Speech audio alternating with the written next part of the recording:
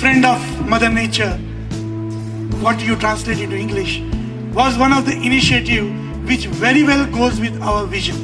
Our vision of actually working with small and marginal farmers and to enhance their livelihood, dignity.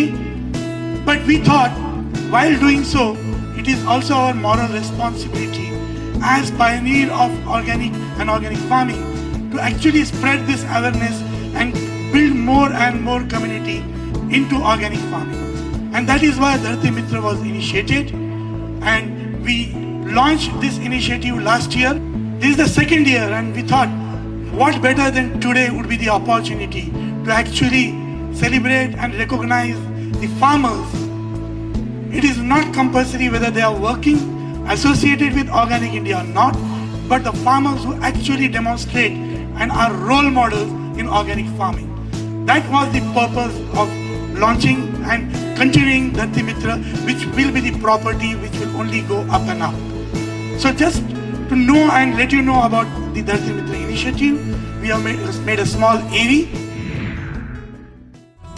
Organic India ने शुरुआत की धरती मित्र award की, जिसका लक्ष्य है ऑर्गेनिक इंडिया के उद्देश्यों को लोगों तक पहुंचाना, ताकि लोग ऑर्गेनिक का असली मतलब समझकर अपनी आने वाली जिंदगी में जैविक खेती के महत्व को समझें और किसानों को सक्षम बनाएं, ताकि उनका जीवन स्तर और बेहतर बन सके। राउंड 1 कॉलिंग फॉर एप्लीकेशन, जिसमें अलग अलग माध्यम से जैविक खेती कर रहे किसानों से एप्लीकेशन मंगवाए गए। राउंड 2 स्क्रीनिंग ऑफ एप्लीकेशन, जिसके जरिए आए हुए आवेदनों को जांचा गया। राउंड 3 फार्म विजिट, जिसमें चयनकर्ताओं ने 15 किसानों के खेत की जांच की। राउंड 4 पर्सनल इंटरव्यू, जिसके जरिए 10 किसानों का पर्सनल इंटरव्यू लिया गया। इन चारों प्रक्रिया के बाद चुने गए 4 विजेता, जिन्हें आज पुरस्कारों से नवाजा जाएगा।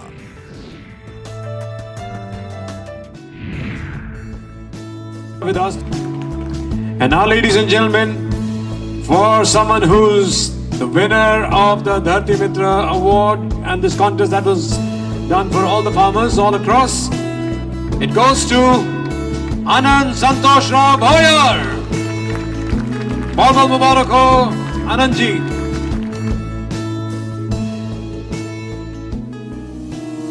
मेरा नाम अनंत भोयर, मैं महाराष्ट्र स्टेट में जो नागपुर ज़िला है वहाँ के काटोल तहसील में एक छोटा गांव है कचारी सावंगा नाम का, वहाँ मैं रहता हूँ। और जो मेरे दादे परदादी के पिताजी के करके आ रहे खेती, उसी खेती में काम कर रहा हूँ। ये हमारा मेन प्रोफेशन है।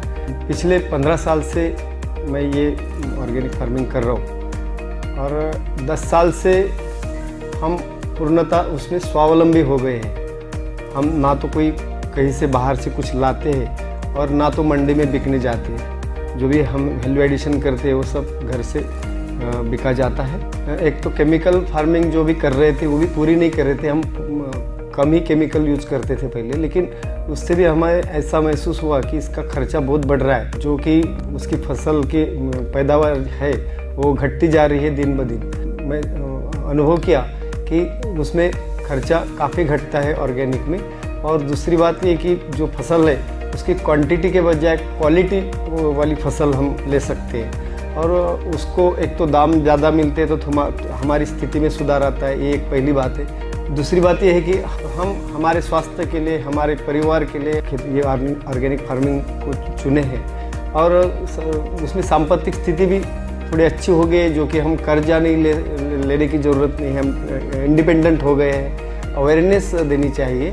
जब भी सभी फार्मर जो आजकल पूरे नहीं आ रहे हैं तो पूरे फार्मर ग्रो करेंगे और पूरे लोग हेल्दी फूड खाएंगे, क्योंकि हेल्दी फूड ये आज की बहुत ज़रूरत है। क्योंकि यदि फूड हेल्दी नहीं होगा तो मानव जाति हेल्दी नहीं होगी।